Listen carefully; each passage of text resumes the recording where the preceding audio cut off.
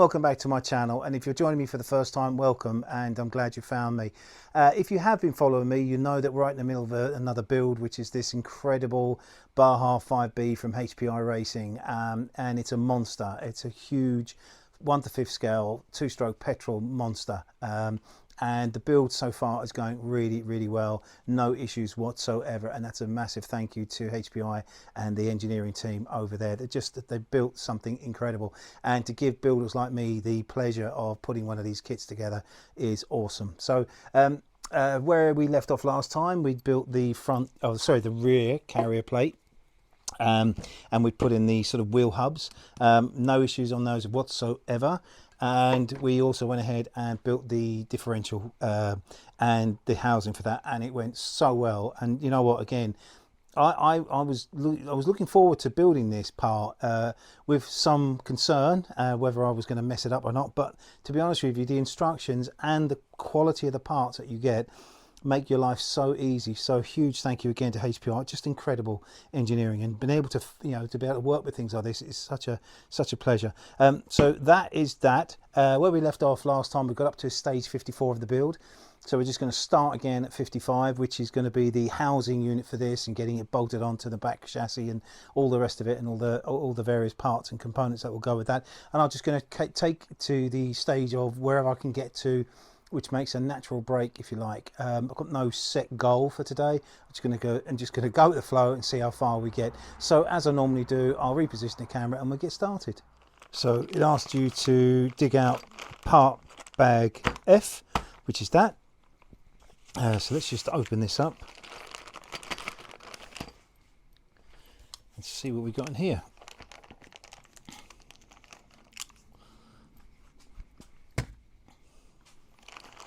Got a pot of grease, gonna need that. Got various fittings again, and a bag of gear cogs and bearings. So we'll open all those up, get them out, put them in the parts tray. A couple of big bearings, a couple of medium-sized bearings. Pretty impressive gear. Look at that. That's beautifully made. Pop that over there. Smaller one. And that's that one. Let's open the bag of fixings. They're really well packed, actually. I often say when I'm building the Armortech kits that they're really well packed as well. So yeah, similar to Armortech, the way they pack these bags is brilliant, really easy to find. Let's just pull those out, pop those in there. Some various fixings, a C-clip. I'm going to pull that out. That looks just one C-clip. I think I know what that's for. We'll get to it. Pop that in there. And what we've got here, a nut.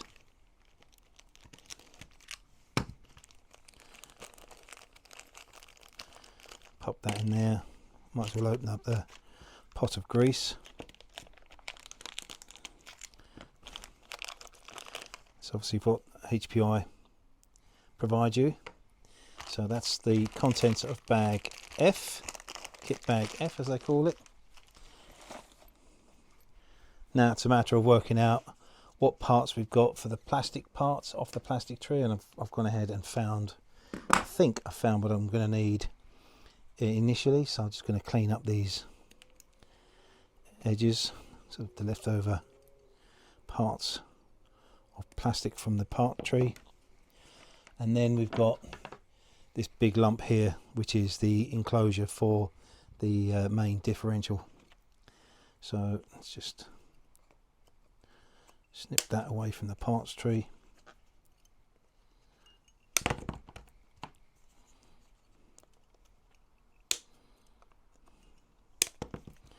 Slowly starting to reduce the big pile of bags that I got when you first get this. Nothing else is required on that. No, it's just a big lump of plastic and go in the bin. So they're all the main components. and as usual it's going to ask you to push fit a couple of nuts into these things here, so we'll do the same as we normally do. Load up that, push fit that into that position there. Great little idea, this tool. They really do try and make your life as easy as possible, and on the completion of this build I will keep all these tools because they're really helpful and really handy.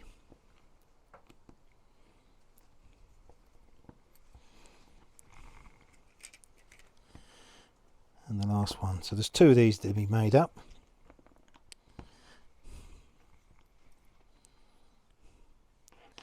They're done. Now I've just got to go and find this shaft, which is not in bag F, so I need to find where that shaft is. There's a shaft that connects, I think, looks like it connects onto this gear here, so there's a metal shaft. Not in bag F, but I'm going to go and find it now. So I found the shaft. That's actually in the gas kit bag, the gas kit bag. So not gasket, gas kit bag. So that's where it is. So from what I can understand, there's a pin that goes through here like that, and this, it's got a slot in it. Just trying to work out whether there's a right way and a wrong way to put this on. Let's have a look. There's no mention, no real mention of is there a right way or a wrong way. They look identical other than the slots are set out slightly different. They're opposite, 90 degrees opposite, or rotated. So let's see if I pop that on there, and that locks, so that locks that in. So that's that, and then there's a C-clip that goes over the end of that. Obviously that's to lock that gear in. I'm just trying to make sure that I haven't missed the fact that is there a right way or a wrong way to do this, because the slots in that on the other side, you can see that, are actually at a different angle. So there's no mention of it, so I'm assuming it can be inserted on this thing in any orientation. So now we're going to get this tricky old C-clip on. Get my pliers.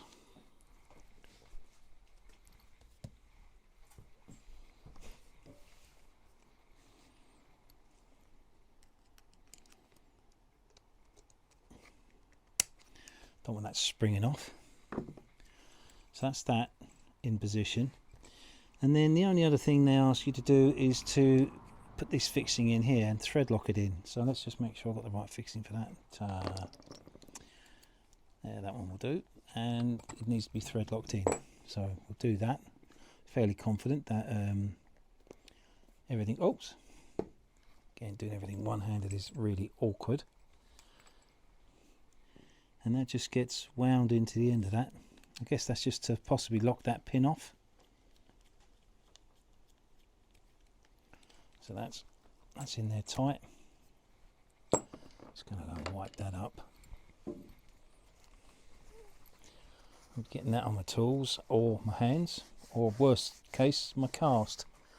Hopefully I've only got this thing on for another week, and then I'll be free to rock on with this, and also go back to my beloved Series 1 Land Rover build. So that's that. Now we'll go on and start looking at the assembly of this case. Right, so got all my parts I'm going to need for this. So on this side, which I'm going to be calling the right hand side case, if you like, there's a smaller bearing. Should just pop into that position there. Don't know if that's all the way in yet. I might just give that a bit of a tap.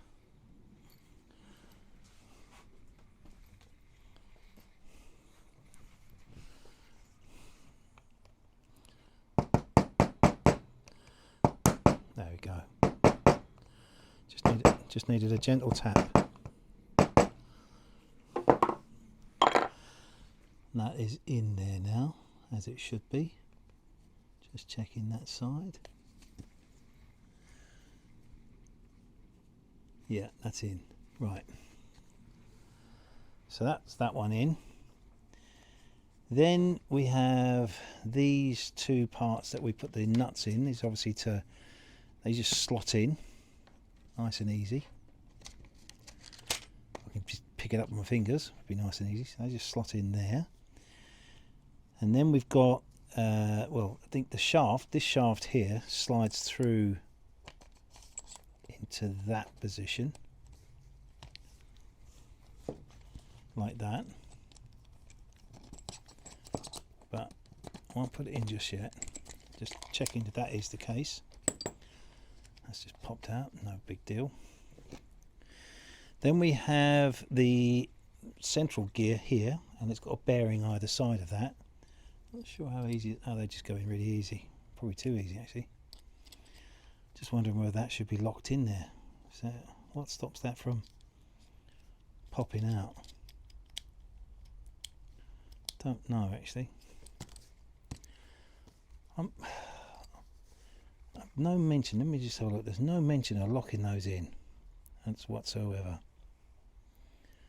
I might just put a little bit on there, just put a tiny little bit.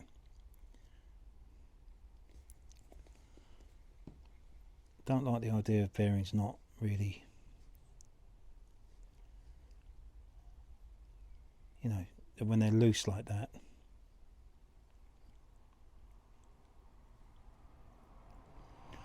Not putting a huge amount in, just enough hopefully just to, oopsie.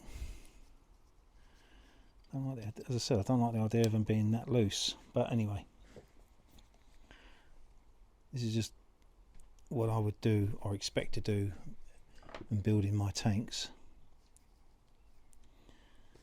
Just getting a little bit around the edge, so when that goes off it will just hopefully just hold that bearing in place. So there's one that goes either side of that gear like that.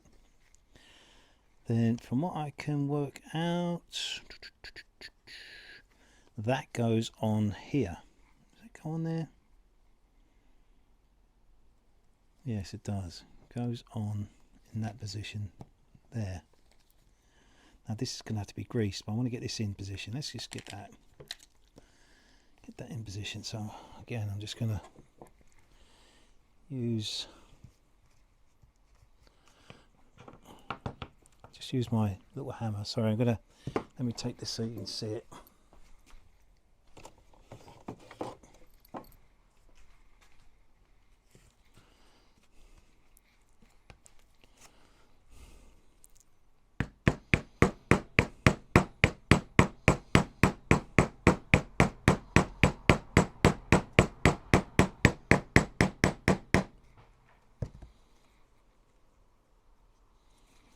Feels like it needs to go in a bit more.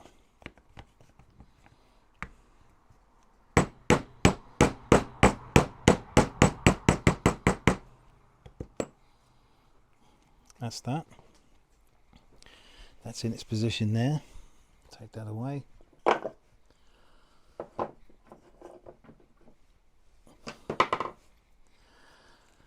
So then,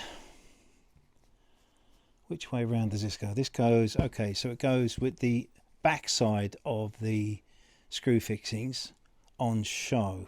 So that then goes in there and slots into that position like that. Still think that has to go down a bit more. I'll have a look at that. Let me have a look at that now. Slight change of plan. What I've done is I've put the bearing on that side now. Sorry, this side. And I just wanted to see, do they fit together as they should, and it does. Well, it certainly did. There we go. It fits nice and tight as it should. So that's probably the right way to do it. That keeps popping out. I don't think that's the end of the world. Right, so that's that.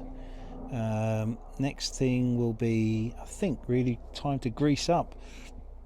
Yeah, I think it is. So what we'll do is I'm going to take this here. I've got an old paintbrush.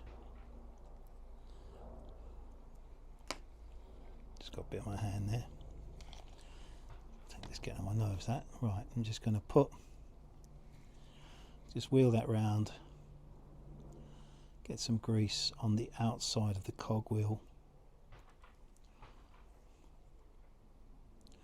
Now this will work its way through.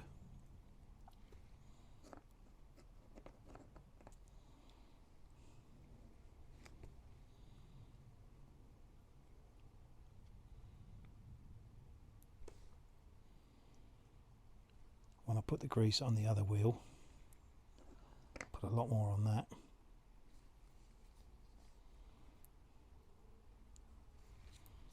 Try and do this so you can see what I'm doing.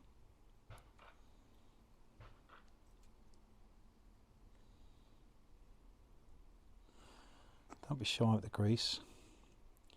All these moving components need to be beautifully meshed together, and the grease helps protect them from wear.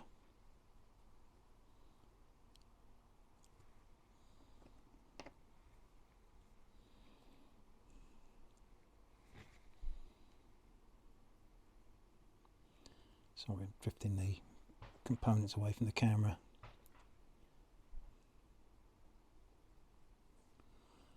Right, that'll be enough for that, because we're definitely going to be greasing up the main wheel as well. And where is that? So this now goes inside this. So I'm just going to take that. I'm going to just spin that around in the grease.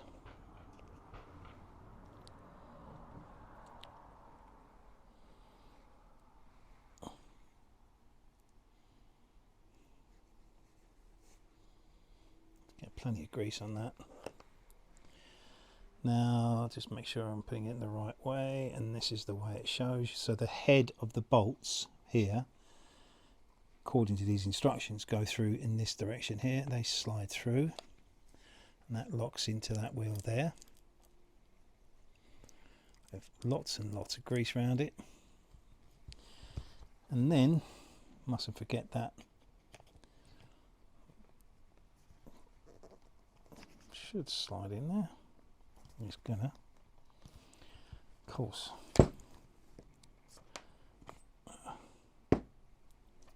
Slide that in there like that. Hopefully that goes in. Yep. Okay. So now we've got them meshed together, all greased up. Don't waste any of that grease. And then the next part will be this part here, which we'll just roll that in some grease.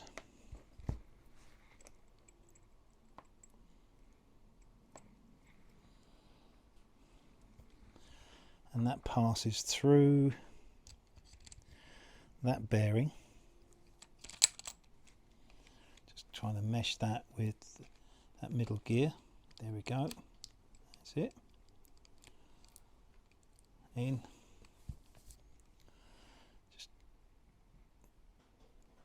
I'm never worried about too much grease on these components.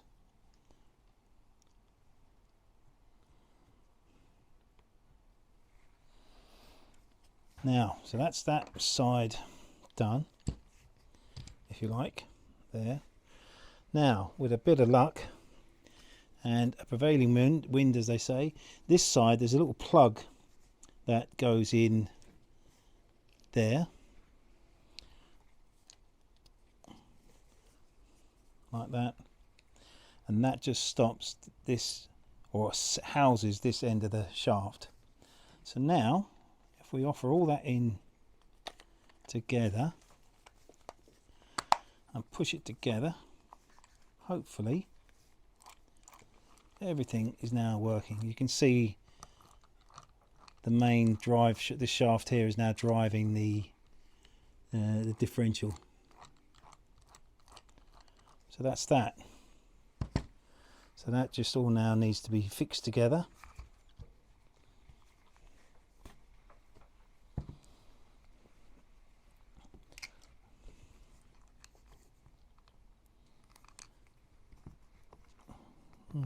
That's a bit loose, that. That's a bit loose, that. I don't know why that would be. Doesn't mention about gluing it in or anything. Let me just have a look at that. Right, well I fathomed out why. I forgot the bearing in here, so good job I've picked up on that.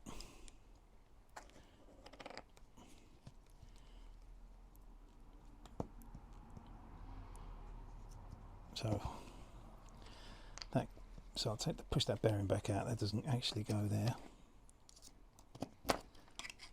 That goes in first. Plug goes in, then the bearing goes in.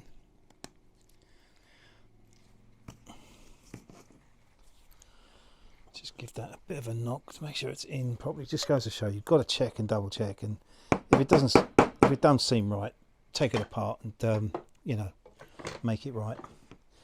So anyway, well, no harm done, and let's put that back in together again. Is it going to go back in as nice and easy as it did before? Yes. That's it. That's better. That's better. Right. So now we can get these fixings in. No harm done.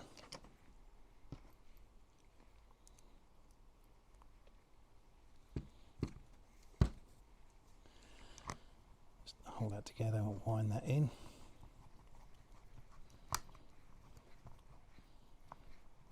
Get that as tight as you possibly can.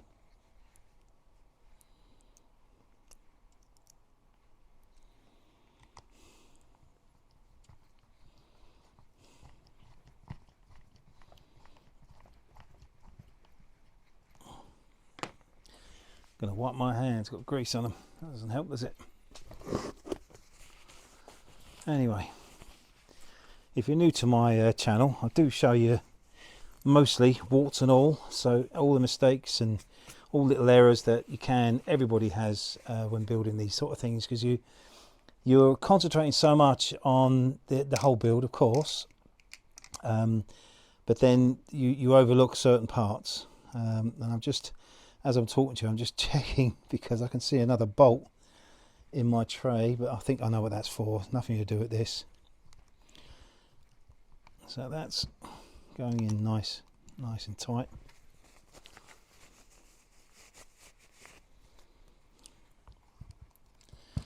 Couple of more fixings. Looks like there's one in the middle as well.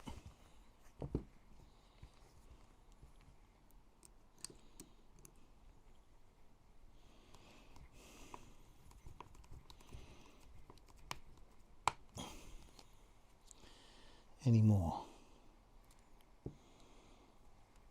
One, two, oh yeah, last one. Up there.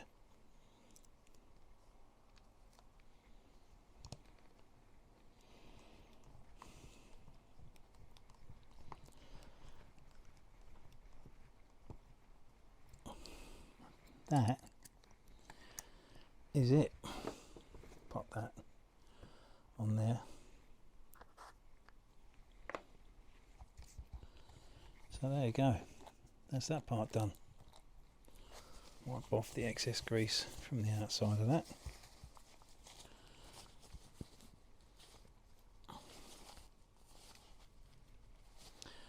Right, okay, let's go on to the next part.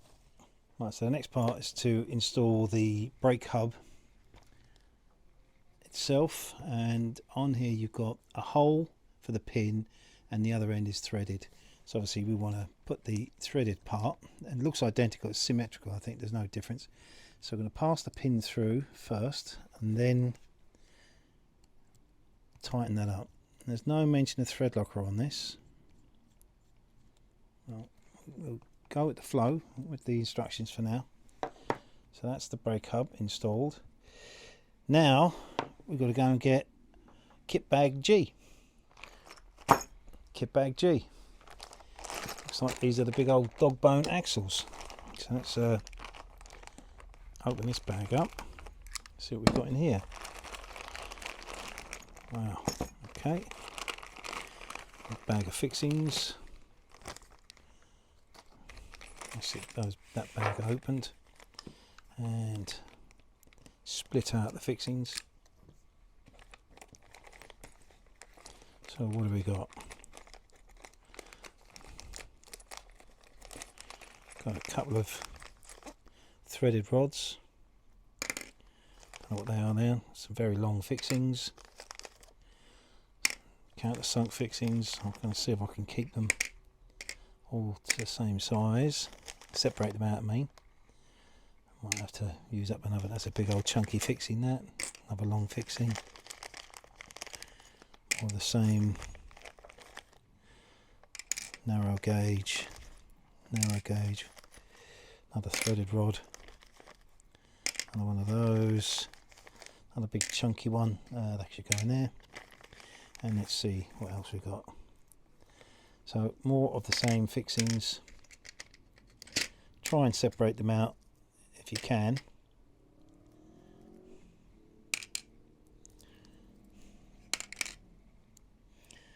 Oh, grub screw there. All that on there.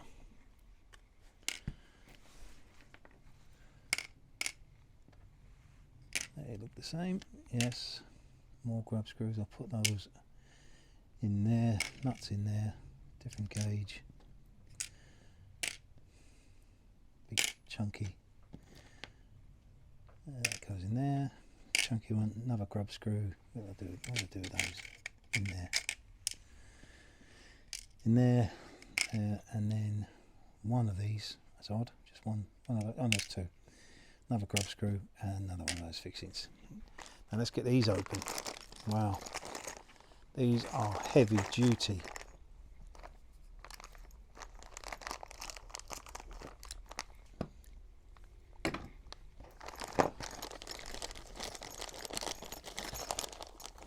Wow, that is really heavy duty. That size of that. These are going to be strong, really, really strong. Of course, you've got two of these. You've got two more rods. Pop those in the tray. And some other fixings, which has got to be to do with the final stages of the rear suspension, I guess, and sway bars potentially. Yeah, possibly. And that is it. That's what's in that kit bag. Kit bag G. Now I've just got to work out how to put it together. So that's it. The rear carrier frame is on the bench. Installed it in the right orientation. Really simple, just 4 bolts. It slots into position. You can see this square slot here. The 4 bolts. Sorry, these two and these two here. Just locked it into position, and really nice and simple. I didn't film that. I just didn't. It's nice, straightforward.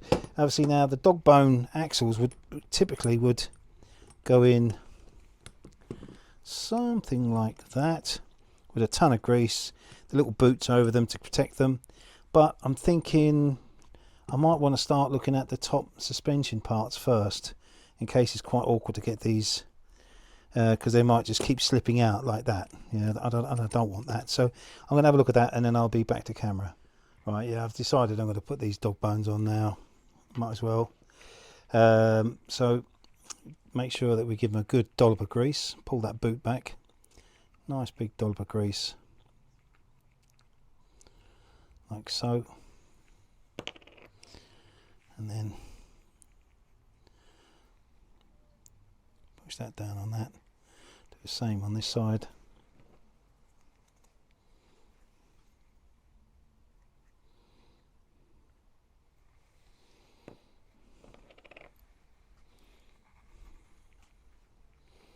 Push the boot down on that.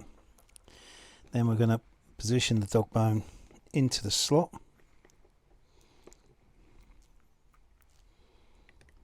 Like so. And now we've got to try and get this boot on. So I'm going to get one side on. Now it's like dealing with a wet slippery fish because of the amount of grease on it, but it is what it is. I've got a little modelling tool here with a curved back on it. I'm just going to use that to pull that gaiter boot over the top of that. Now they need to be pushed in right to the end, like that. Do exactly the same thing here, but this time I just need to rotate that around and push that in.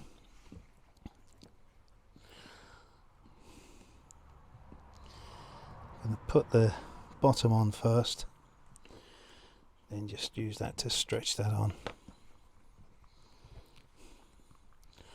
Oops, not on the bottom yet. The thing is, when you put this much grease on it, you are going to have a slippery old job trying to get this on. desperately try not to get this on my cast. I'll be in all sorts of trouble if that's the case.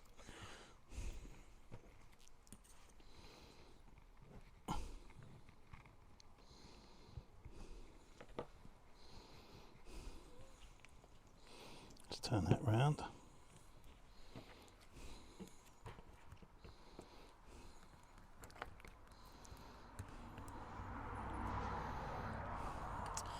Oh, the joys of having the camera on when you're trying to do this. I'll tell you what, I'm going to turn the camera off and you watch, it'll be done straight away. And hey presto, as if by magic. It was a bit awkward, and it's just because I've got my hand in a cast, it's just a bit awkward. But anyway, that's done now. They're all on as it should be. These gaiters or boots or whatever you like to call them need to be up as tight as possible to the frame on both sides, and then just pushed over the ridge in the dog bone itself and the axle itself here, just to stop the gaiter from travelling up. So my hand was in the way. There's a little ridge there, and this needs to be just pushed over so that it stops this from sliding down the axle. So yeah, it's now doing its job, rotating as it should. So that's that. Now let's move on to what we're looking at doing next. We are doing the shock tower installation. So we're now going to move on to the shock absorber tower installation. So I found my parts that I need on the parts tree, which is this piece here, and this is on 85438. Again, just hopefully you can see that in the camera. There's a number on there and the corresponding number 2. It asks us to make 2 of these, so let's just snip this off and clean that end up as well. And I'm going to need another one of those, which is on here.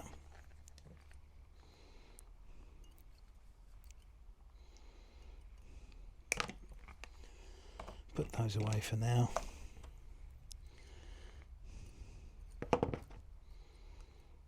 Clean that up. And I think what we'll do with this part here, we'll just speed the whole process up, because I think for most part it's monotonous and repetitive of what we did on the front section. So from here I'll ask Ben to speed the entire process up.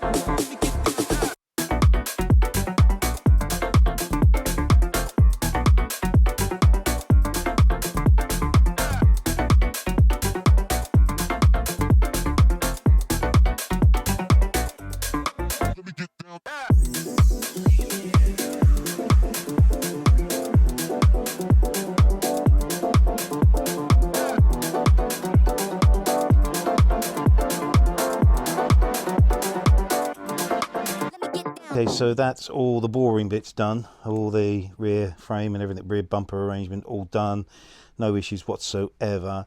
Now we're just doing this sort of, what do they call this, upper plate installation. This is section 71.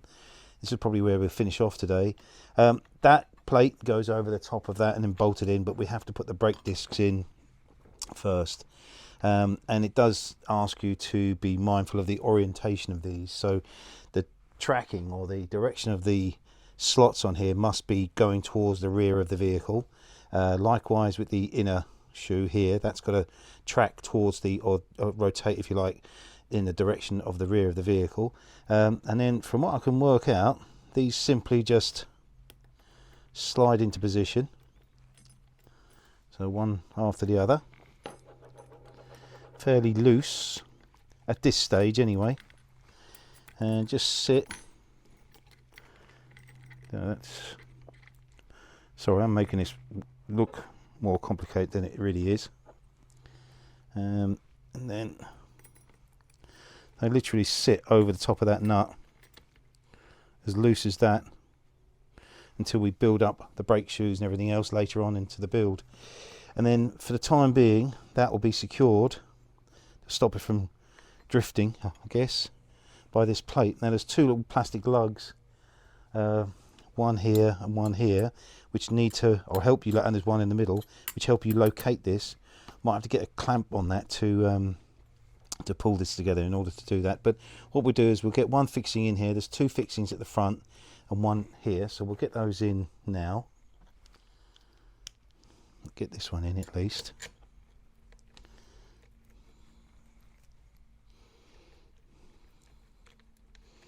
Just getting that sort of just fairly loosely. Get that one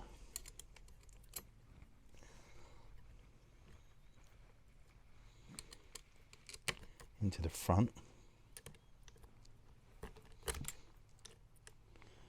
I think what I might do is get my clamp on that. Just, oh, that's it, it's gone in now.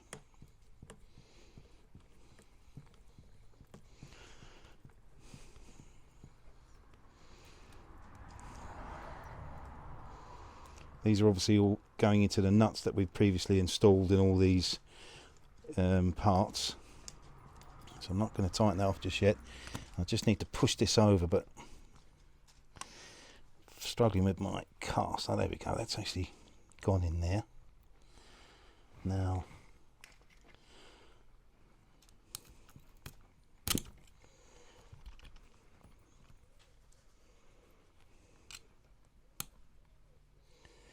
that one just needs to go in the front.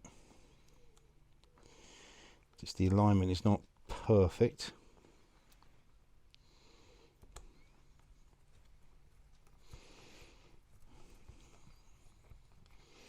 It's going in now. Might just use the battery drill on that just to help send that home.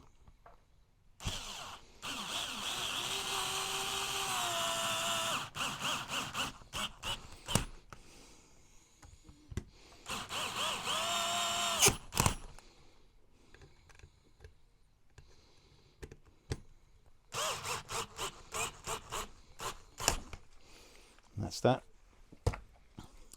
No other fixings required at this stage.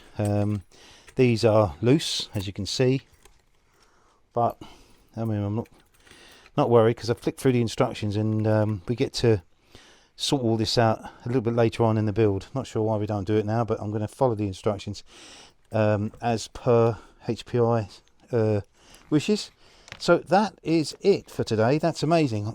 Really pleased with that, and really good progress, and I think this is enough to do in one build session. And yeah, nothing really untoward, nothing tricky. Just, I think me with the one hand is still struggling, and just making it look more awkward than it is, so apologies for that. But anyway, look, I'm really pleased with that, so I'm just going to pack away and I'll do my last piece to camera. Scratch that, actually, because we can now bolt this to the other chassis. So I'm going to do that next, and now we're going to really see the size of this, or give a real indication of the size of this amazing thing. So just going to go and make sure I've got all the fixings for that, and then we'll come. Then I'll be back to camera. Sorry about that. Okay, so I've had to clear my bench just to make some room for this exercise, and we're about to see, or get a good inkling of the size of this beast. So what I've got here is I've got my motorcycle jack here, which is one of my motorcycle jacks, sorry, that I use typically to build my tanks, and it's come in perfectly handy for this. And I've just got a sort of a small Lazy Susan or Rotunda dish tray here, which I'm going to use to help me spin it around, just to help me progress with the build of this. Now I've got the rear section of the car here, and I've just to show you, if you can see that in the, I'll point that out to you. Just concerned about the brake discs sliding out, so I've just put a cable tie through that for now, because they are quite loose until the brake shoes and all the rest of it are put in. Now comes the tricky bit. I've got to try and spin this around, so that just goes over. That's nice and easy, like that. And now we've got to get this spun round. This is by far the heavier section at the moment. That slides into position like that. You just prop that.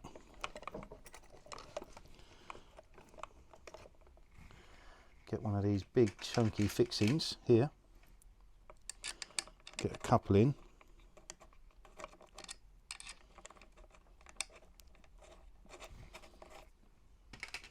Just want to grab them. I'm going to go diagonally opposite.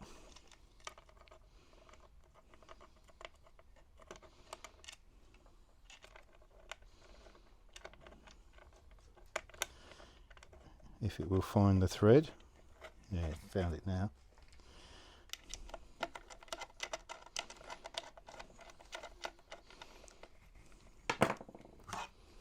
Put those in a bit on the old battery driver.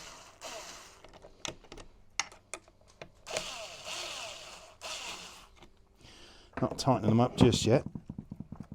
Just let that go for now.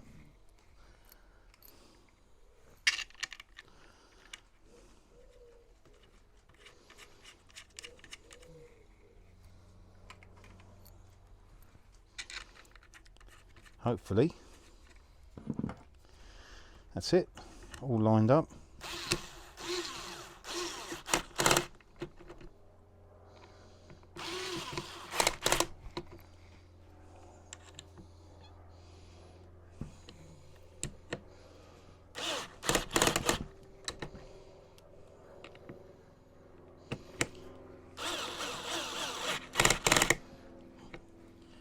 Right, that is it.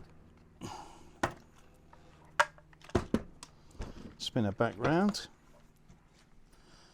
Now we get to see the size of this monster. That's incredible. I mean, let me just see if I can get a tape on that and find a tape measure. Overall right now, just as it currently stands,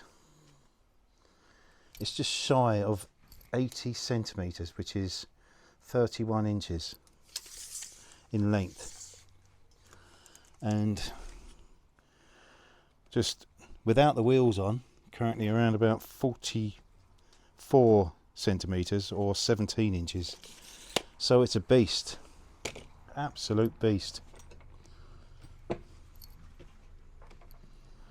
at that. Right, well that is it for today's session. I think we've gone hugely forward. Really impressed with that. So I'll try and tidy up and I'll be back to camera. Well, that's today's session done. All tools packed away, and look at this. It's huge, and it's a beast, and it's just so big. I've got running out of room on my bench, but you know, I am thoroughly enjoying this build. In today's session, we just finished off the rear carrier plate here, and we put on we connected the rear plate to the main chassis, and that's because it's the reason why it's a massive and huge, and it's a real beast. And I'm just looking down, it's huge, and I can't wait to see it with the wheels on it, and I can't wait to see it ragging around and operating as it should, hopefully, if I do everything as I'm supposed to do. So in the next session, it will be about installing the engine. But there's a bit of work to do to the engine ahead of that. I've got to change the air filter for the HPI Racing air filter. I'm going to put and I'm going to install a kill switch, which involves removing this pull start plate here.